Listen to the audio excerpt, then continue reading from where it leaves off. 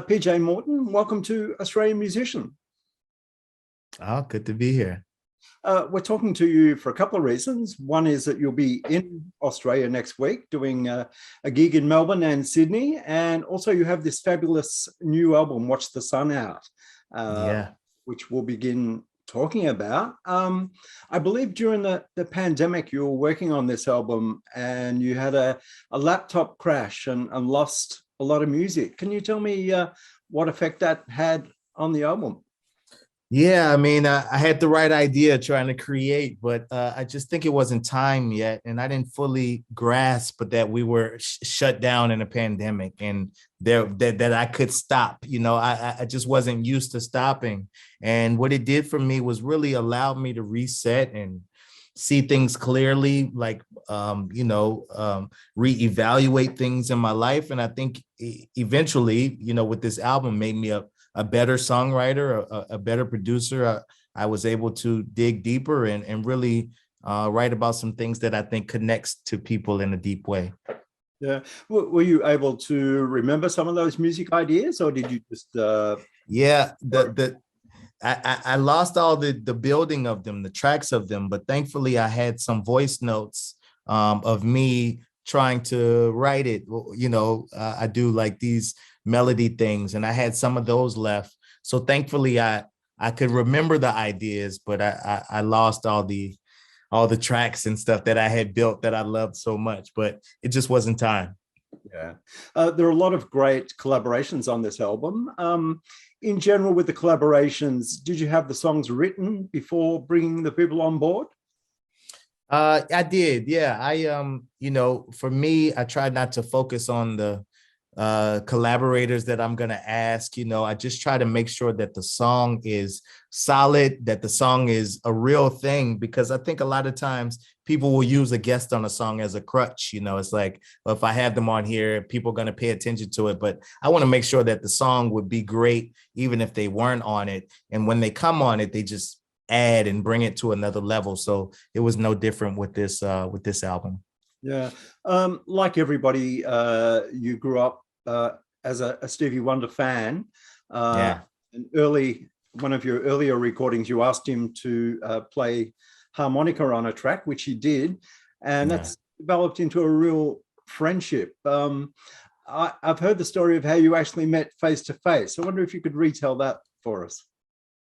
Well, I guess you're talking about on the airplane. I was he had just recorded that harmonica for me, but we hadn't met in person, not officially. I met him one time before, but it was in passing. But we hadn't met, and I just happened to be on a plane, and I was going to a bathroom, and I feel this presence behind me, and I turn around. And it's Stevie Wonder waiting on the bathroom too. And I'm like, well, I didn't know he was even on the plane. I didn't see him get on the plane. And I said, man, it's PJ, you just did a song on my album. And he, told me how much he loved it and thought I could sing. And that was the start of it. It's a crazy way to meet, in the plane bathroom line, but it's developed into a cool friendship. And I'm amazed at that relationship, because it literally is the reason I'm doing music. He is. So it's just crazy full circle. Yeah. Stevie appears on this album on a track Be Like Water with Nas. Yeah. You self-produced the album. As a producer on a project like this, what kind of a brief do you give to guys like that? To guys like Stevie? Yeah. Yeah, well, it was crazy, because when we were recording, I was producing Stevie's vocals, and initially I was just like not trying to push him too hard. It's like, Stevie, I'm just happy he's on the song. I'm not gonna like go hard, and he felt me kind of hold him back, and he's like, you got to produce me, if you want me to do it again, you just got to tell me. I'll do it again. I want it right. And it was a huge lesson for me in seeing that the greats never stop learning. The greats never stop evolving, and it's important to stay open that way. And so I brushed all of the nerves off, and I just went in and got the vocal that I wanted to get. And I couldn't be happier. I'm so happy that he pushed me so I could really get the performance I wanted out of it. But yeah, the legends they want it to be the best it can be, and whatever that takes. So it was pretty amazing doing that. Yeah. Why did Watch the Sun become the title track? I was thinking of a title that covered, I feel like the album is half love story, half life story. And so I was like, what title does that cover? And it was deeper than the song. I had written the song Watch the Sun already, but I didn't hear it as a title for the album. But I thought about it in both of those areas. I was talking about the darkness and working it out to get to the light, you know, whether it's in your life or it's in a relationship. And even with Be Like Water, I started to see God in nature and take note from nature and realize, you know, that the sun sets and rises every day. And if the sun can do that, if we just watch the sun, we can make it out of whatever situation we're in is seemingly so dark. And it just felt like it fit the album perfectly. And I'm so happy with it. Yeah. Is there a track on the album that's closer to your heart than others? You know, they all have their place. I think Please Don't Walk Away is the first song that I wrote and on the album. And I feel like it was so honest. It was so different for me. Even as a love song, I had to challenge myself to sing it a certain way. So I think that kind of kicked off the process of the album. So I would say Please Don't Walk Away is pretty close to my heart. Yeah. How important is the track order to you? Do you spend a lot of time on that? Oh yeah, I spend plenty time on that. Sequencing is like very important to me. All the albums that I grew up on that I love always took you on a journey. And I think of my albums like live shows or a DJ set where I want you to keep going. I want it to take you different places, but I don't want to take you out of it. And yeah, this was I spent a bunch of time on that with this album, moving things around, changing keys of songs so they fit with the next. I get really serious about that part. So it means a lot to me. Yeah. There are 11 tracks on the album. Were there any others that didn't make the cut? Were there any that didn't make it? Only On My Way almost didn't make the album. But it did at the last minute when I got El DeBarge on it.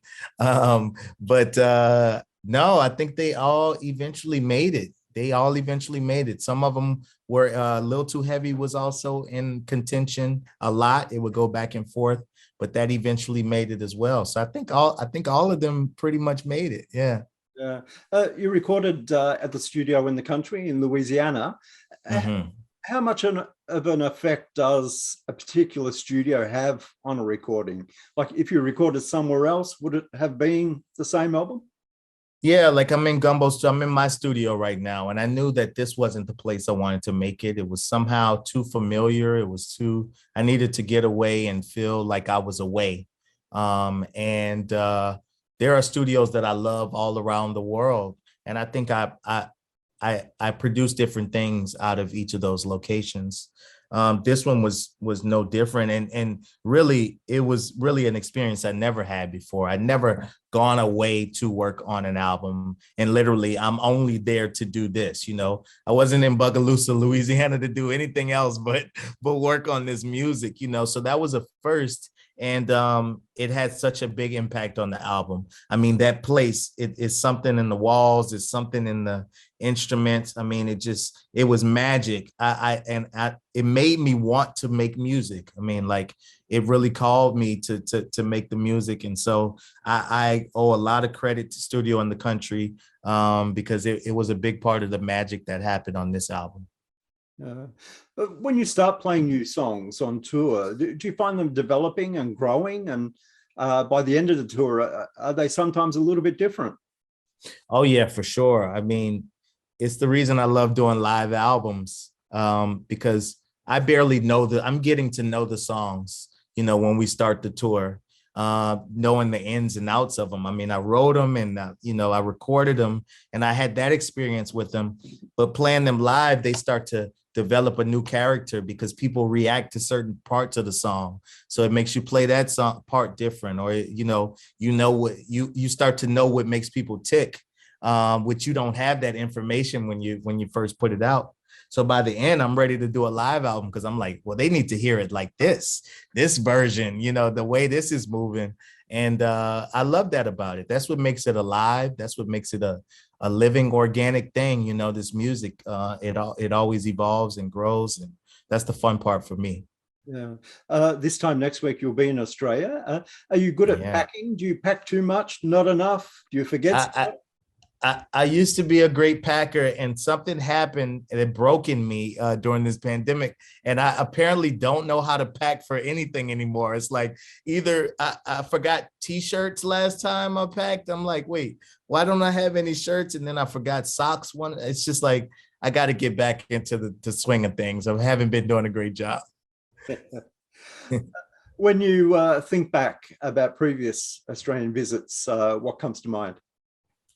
Man, I just love the place. I've gone where there's been good weather. I don't know what it is now because it's always switched a little bit. Is it getting cold now? Is it getting a little bit cool?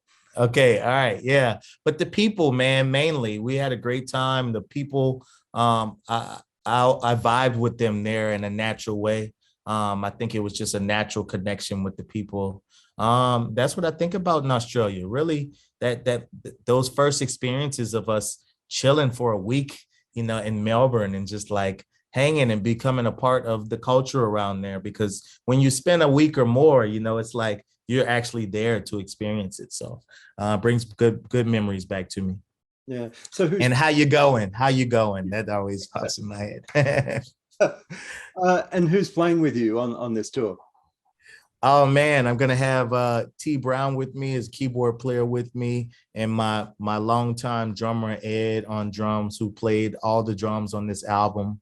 Brian Cockrum, one of my best friends, who played all the bass, every bass note on this album, is gonna be with me, and Shemaya Turner, my touring guitarist, is going to be with me. And then I'm going to have my vocalist, Tiandre and Jarrell. They did plenty of the backgrounds on this album as well, when they weren't my background vocals. So I got the squad with me, man. It's going to be a good time. Yeah. What's your keyboard setup? What do you currently have on stage? So I have a Fender Rhodes and like either a motif or a real piano, or it depends where I am, but a motif or a montage we've been playing, but just something piano, and then I have my Rhodes, and then T Brown's got a bunch of synths over there. Yeah. What's your go-to keyboard at home when you get a song idea? I had this like standard Yamaha, I forget what it's called, but it's the weighted standard thing, and I have it at home. And anytime I go to write, I just hop on that thing. My parents don't live too far away, and they still have my childhood piano where I wrote a lot of those songs. And that piano always still kind of puts me right back there, So sometimes I'll just go to their house and get on the piano if I feel like writing sometimes. Yeah. You played Jazz Fest this year. What was it like to be back at Jazz? Oh, yes. Oh man, it was a breath of fresh air. We had missed it so much as a community, as a city. I know as a music community as well. So just to kick it off the first day, people out there, people happy to be there, people finally getting their crawfish bread, getting the food that they've been waiting for. Man, it was a blast. And it was also my album release day. So that was a celebration on top of it. So it just was really special. That festival is so important to the city, and we sure needed it, man. But you could tell everybody was just happy to be there together. Yeah. So where are you currently at with the Maroon 5 solo stuff? Is it a 50-50 situation time-wise? Yeah, just about. We have the band has heavier times, and then I have heavier times. This might be a heavier touring year for me. But Maroon last year, summer, we had a heavy tour when I wasn't touring. So we kind of go back and forth, and it has become just about 50-50 when you when you measure it all out. I've gotten plenty busy.